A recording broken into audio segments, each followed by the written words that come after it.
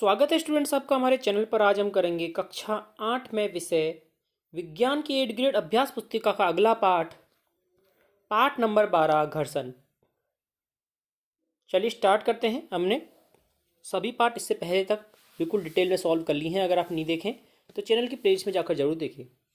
प्रश्न नंबर 1 देखिए, सर्पी घर्षण स्थैतिक घर्षण से कम क्यों होता है? जब कोई वस्तु विराम अवस्था में से गतिशील अवस्था में लाई जाती है तो उसके पृष्ठ के संपर्क बिंदुओं को उतना समय नहीं मिल पाता है कि वे फर्श के संपर्क बिंदुओं में घिस सके।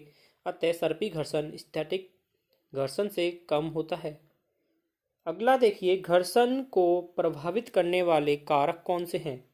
घर्षण बल को प्रभावित करने वाले कारक हैं घर्षण संपर्क की दोनों पृष्ठों की प्रकृति, दोनों पृष्ठों का चिकनापन व दोनों पृष्ठों के बीच लगने वाला बल की मात्रा।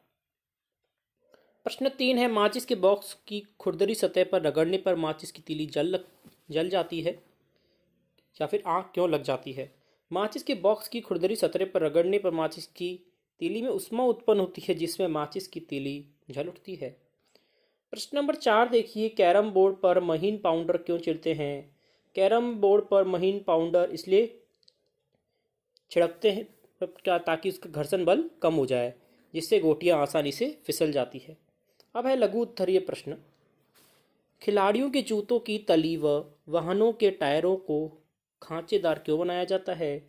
खिलाड़ियों के जूतों की तली व वाहनों के टायरों को खांचेदार इसलिए बनाया जाता है ताकि उनका घर्षण बढ़ाया जा सके, ताकि सड़क से उनकी पकड़ अच्छी तरह बनी रहे और खिलाड़ी तथा वाहन फिसल नहीं। प्रश्न 6 है, हवाई जहाज की प्रकृति पक्षी की आकृति के समान क्यों बनाई जाती है? आकृति जो होती है हवाई जहाज की आकृति पक्षी की आकृति के समान बनाने से तरल घर्षण कम हो जाता है एवं उनकी ऊर्जा का क्षय कम होता है। प्रश्न नंबर 7 है, विराम अवस्था में किसी बॉक्स को गतिशील करना अथवा किसी गतिशील बॉक्स को उसी दिशा में सरकाना उपयुक्त दोनों कार्यों में से कौन सा कार्य आसान है और क्यों? उपयुक्त दोनों कार्यों में से गतिशील बॉक्स को उसी दिशा में सरकाना कार्य आसान है क्योंकि गतिज ऊर्जा का मान सीमांत घर्षण से कम होता है। प्रश्न नंबर 8 है, स्नेहक किसे कहते हैं तथा इसका उपयोग क्यों किया जाता है? स्नेहक घर्षण कम करने वाली वस्तुओं को स्नेहक कहते हैं। स्नेहक दो सतहों के मध्य एक पतली परत के रूप में फैल जाता है जिससे शुष्क घर्षण आर्द्र घर्षण में बदल जाता है। चूंकि आर्द्र घर्षण शुष्क घर्षण की तुलना में कम होता है, अतः मशीनों के पुर्जों के मध्य घर्षण कम करने के लिए स्नेहक का उपयोग किया जाता है। प्रश्न नंबर 9 है, हमें कारण बताना है। दीर्घ उत्तरीय प्रश्न है। पहिए घर्षण कम कर देते हैं।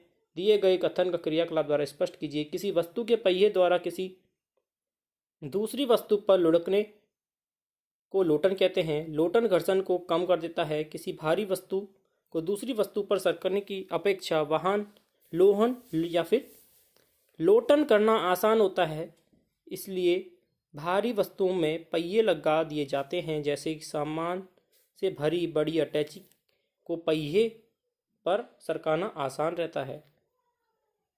दूसरा है, सर्दियों में अक्सर लोग हाथ रगड़ते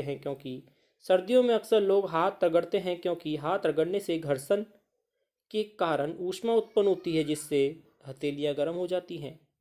अगला है, कमानी द्वार तुला क्या है? कमानीदार तुला वह युक्ति है जिसके द्वारा किसी वस्तु पर लगने वाले बल को मापा जाता है। प्रश्न नंबर 10 है, घर्षण हानिकारक है परंतु अनिवार्य भी। इसको उदाहरण सही समझाइए। घर्षण के कारण वस्तुएं घिस जाती हैं, अतः घर्षण हानिकारक है परंतु अनिवार्य है क्योंकि घर्षण के कारण श्याम पट पर चौक द्वारा लिख सकते हैं।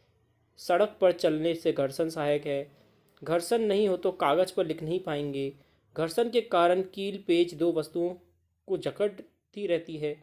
माचिस की तीली घर्षण के कारण प्रज्वलित होती है। घर्षण के कारण भवन निर्माण हो सकते हैं। घर्षण के कारण ही धागों में गांठ बांधी जा सकती है और मशीनों के कल पुर्जे घर्षण के कारण ही घूर्णन करते हैं।